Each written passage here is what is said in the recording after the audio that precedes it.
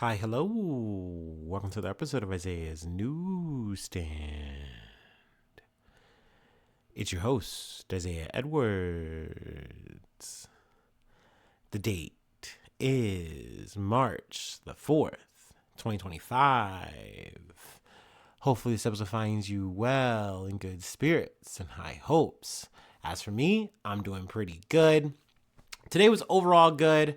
Had a couple of, let's say, sore points, little, not so fun moments, but overall, we're good. We move.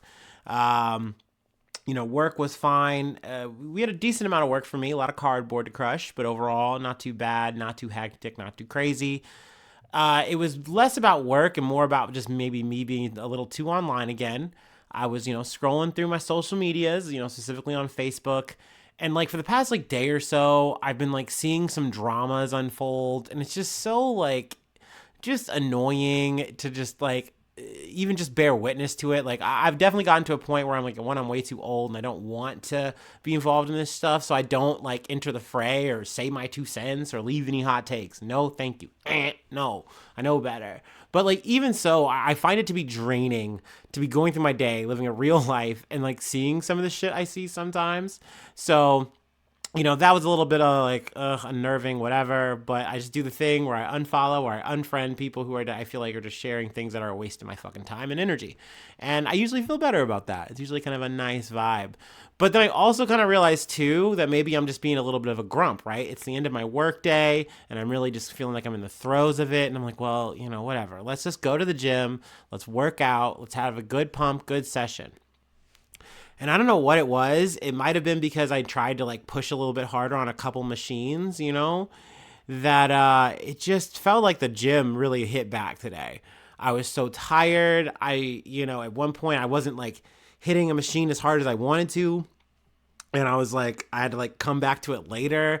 And I don't know, I didn't like that. It just like, even to my cardio, I just felt like I was just out of gas. So that didn't feel good. I slogged my way back home. And I'll tell you what, this is one of the first times where I've had a moment where I like consumed some food and then within like 5-10 minutes, I started feeling better. It felt like I was like in a video game where you like, oh, eat the chicken. And then you're like stronger again. Like you just got like 5 HP. That's what it felt like. And I was like, damn, am I that like worn out? Like, I don't know what the vibe is. Also, another thing that's kind of been nagging me is I may have gotten now my second injury at the gym, which would be lame, especially for the location. It seems, I don't know if I mentioned this or not, but it seems like I've got some kind of bruised tailbone or something like that. Me bum, it hurts. So I don't know if that's from the leg press or not, but it's still nagging me. It's still not feeling too hot. So I'm really hoping that just heals over and I'm good and I don't have to make any changes because I really like where I'm going right now. Like, I don't want to switch it up. So yeah, that being said, today was good. It just, it definitely was a fight. It was a bit of a slogger, but we made it. So yeah, let's go ahead and do our startup and we'll get into some news.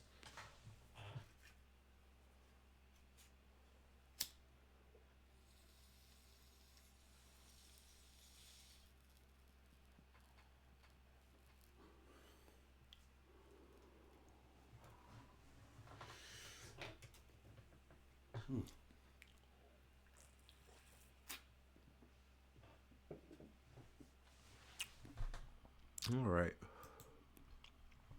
Now, I will say a lot of today is pretty much Trump related, unfortunately. He's actually doing an address of Congress tonight. So I imagine we're going to be talking about that maybe a little bit tomorrow. So, I'll keep you posted there. Excuse me. Whew. But from the Associated Press, Trump's trade war draws swift retaliation with new tariffs from Mexico, Canada, and China. President Donald Trump launched a trade war Tuesday against America's three biggest trading partners, drawing immediate retaliation from Mexico, Canada, and China, and sending financial markets into a tailspin as the U.S. faced the threat of rekindled inflation and paralyzing uncertainty for business. Just after midnight, Trump imposed 25% taxes or tariffs on Mexican and Canadian imports, though he limited the levy to 10% on Canadian energy. which I believe we import 60% of like Canadian oil or something like that. So that kind of explains why they're a little soft on that. Trump also doubled on the tariff he slapped last month on Chinese products to 20%. Let's scroll a little further. Beijing retaliated with tariffs up to 15% on a wide excuse me, on a wide array of U.S. farm exports. It also expanded the number of U.S. companies subject to export controls and other restrictions by about 24. Canadian Prime Minister Trudeau said his country would plaster tariffs on more than $100 billion of American goods over the course of 21 days. Today, the United States launched a trade war against Canada, their closest partner and ally, their closest friend. At the same time, they're talking about working positively with Russia, appeasing Vladimir Putin, a lying, murderous dictator. Make that make sense, Trudeau said. Later in the day, Commerce Secretary Howard Lutnick said the U.S. would likely meet Canada and Mexico in the middle, with an announcement coming as soon as Wednesday. It's also worth noting, too, that Mexico does plan on sending back retaliatory tariffs. I don't have the details on that as of yet, but that's coming from President Claudia Sheinbaum. So, it's on. I know we talked about this about a month ago, but they were officially enacted. I know they were asking him, Trump, yesterday, like, so you're going to go through with it? Like, all these countries are trying to make concessions with you. Is that having an effect? And he's like, look, they're going in at midnight. That's it. That's just the way this is going to be. So, here we are. But I did want to talk about some of the things that, like the concessions that some of these countries are making to America in lieu of these tariffs. From Politico, Hong Kong company says it will sell Panama Canal ports to U.S. investment group following Trump attacks.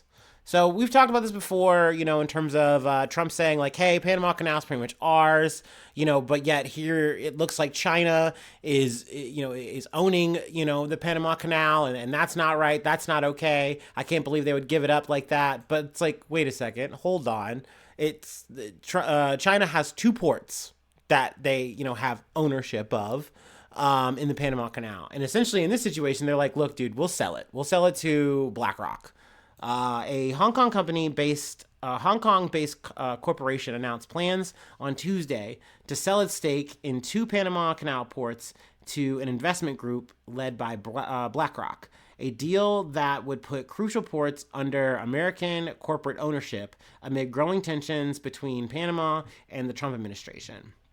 The company, C.K. Hutchinson, said in its announcement that it would sell the stakes as part of a larger deal with BlackRock in which the American asset manager giant is poised to acquire control of 43 ports in 23 countries. So yay, I guess the rich get richer there with BlackRock. Love that. Awesome. As long as it's out of China hands, I guess is the logic here from, Trump and all the hawks or whatever who are like really excited about this because we need Panama. It's our canal. We should be able to use it however we see fit. Whatever. But I was surprised to kind of see this concession out of China, but I think it's just one of those things you're willing to leave it at the altar if it can maybe grease the wheels. But I really just don't think with this 2.0 Trump that he really gives a shit. Like, he says a thing that is like, hey, I need this country and that country to do what I'm asking. If they don't, then they deserve this tariff. And then a country will come and try to fucking do diplomacy with this guy, and he goes, I don't care, I'm gonna do it because, I love tariffs, I love taxing you. And it's like, dude, all economists are saying this is a fucking bad idea. Like, unless you're a fucking, pea-brain nitwit, or you have some fucking like sinister, self-serving interests, there's no reason to try to push these things. It's only going to do more damage. And you see companies and so many people who have voted for Trump and they're like, I guess this is the part we don't like. I guess this is the part where we have to fucking eat our lunch here and we have to fucking figure out what we're going to do next and probably wind up having to pay more money no matter what because we wanted this guy to be in power because overall our margins will be better? ? I don't know. But I did want to get to Mexico real quick because this was another concession point that I wanted to bring up. Excuse me. Still got a little bit of cough. CBS News. Mexico sends Rafael Caro Quintero 28 other cartel suspects to U.S. to face charges. Mexico has sent drug lord Rafael Caro Quintero, who is wanted for the notorious killing of a U.S. DEA agent in 1985, to the United States with 28 other prisoners requested by the United States government, the Justice Department confirmed Thursday evening. This is from last week. I kind of let it drag. The defendants taken into U.S. custody today include leaders and managers of drug cartels recently designated as foreign terrorist organizations and specifically designated global terrorists, the Justice Department said in a statement. It said they are facing charges including racketeering, drug trafficking, murder, illegal use of firearms, money laundering, and other crimes. I mean, okay, so you got a handful of criminals from Mexico, and you're trying to chalk this up like we're doing the world a huge, huge fucking favor. Oh my gosh. Kudos. Thank you so much. We love this. And I'm sure this is going to be so great for Mexican-American relations, right? No, they still got the tariffs. That shit still got slapped on them. So, I mean, we'll see about this whole meeting in the middle thing, but I don't know. And what the retaliation is going to be from Mexico. But once again, I'll keep you posted on that. Now let's move on to our last bit of Trump news in the Trump verse for the day. From Reuters. Trump threatens funding cut to colleges allowing illegal protests.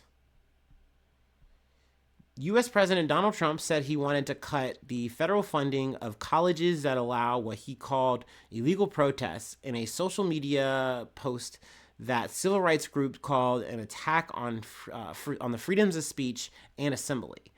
The post on Tuesday appeared to repeat some of the ideas of executive orders he issued during his first term in 2019, and on January 29th, which described the pro-Palestinian student protest movement that swept college campuses last year as anti-Semitic. To me, this feels very targeted and very focused on the campus protests in terms of like, hey, we are deeming these violent terrorist acts. We're trying to chalk this up as like high as we can, even though this is literally your right to be able to do this. Peacefully protest, whether you're doing the like tent encampment or whatever. They've been really trying to harp on that and try to make that as illegal as possible, even though that is your, constitutional right as an American. They're saying, nah, you can't. That's not freedom of speech. Nah, assembly. Nah. All federal funding will stop for any college, school, or university that allows illegal protest, Trump wrote on social media. Agitators will be imprisoned and or permanently sent back to the country from which they came. American students will be permanently expelled or, depending on the crime, arrested. No masks, which is another motif that I've been hearing a lot, is that the new thing or the newer thing, at least from last year, is to be pissed that people are wearing like, surgical masks or COVID masks at these protests, which God forbid you even, one, could care about, spreading or catching something, so you're wearing a mask. But two, it's like, oh my gosh, the idea that you're going to use a mask for facial covering, like, that's illegal. You can't do that. It's like, are we really going to try this? Like, I've seen, journalists, in editorials and shit try to spin these kind of angles. My local fucking riffraff people, at my job or whatever have these kind of conversations. And it's just wild to me. Like, it's like, dude, are we really acting like we don't have like facial recognition that's already going to be fucking shitty anyway, where you could probably find these people out, suss these people out with some, I don't know, fucking detective work and a couple of cameras that you have? Like, come on. I'm so over this shit. Like, people are so down to try to weaponize this shit against people who are just trying to take care of themselves. And I don't even care if you are wearing this, to be like, oh yeah, I don't want you to see who I am. Okay, fine. That should be fine. Like, this is America. Like, we have the means and technology if you really need to find this person and apprehend them. I'm over that shit. Let me move further. The Foundation of Individual Rights and Expression, a nonprofit group, said on Tuesday that Trump's threat was deeply chilling and would make students fear punishment for wholly protected political speech. The president can't force institutions to expel students, the statement said. The U.S. government does not control either privately or publicly funded schools or colleges, although a president has a limited ability to encourage policy goals via federal funding dispersed through the U.S. Department of Education. Trump's executive order in January restored a similar order he signed in 2019, instructing the Department of Education to investigate colleges that receive federal funding if they failed to protect Jewish students and staff from anti-Semitism. Trump has also told Secretary of State Marco Rubio that he wants non-citizen protesters admitted to the U.S. on student visas to be deported. So yet again, another fear-mongering tactic to try to keep people from organizing, which I think is very fucked up and evil, but it's not surprising from this fucking administration. So we are going to move on to our last and final thing for today. I don't know why I said it that way. Kind of is redundant to say it that way, but who cares? Let me take a water break. Let me take my last break, and we'll go ahead and close it out.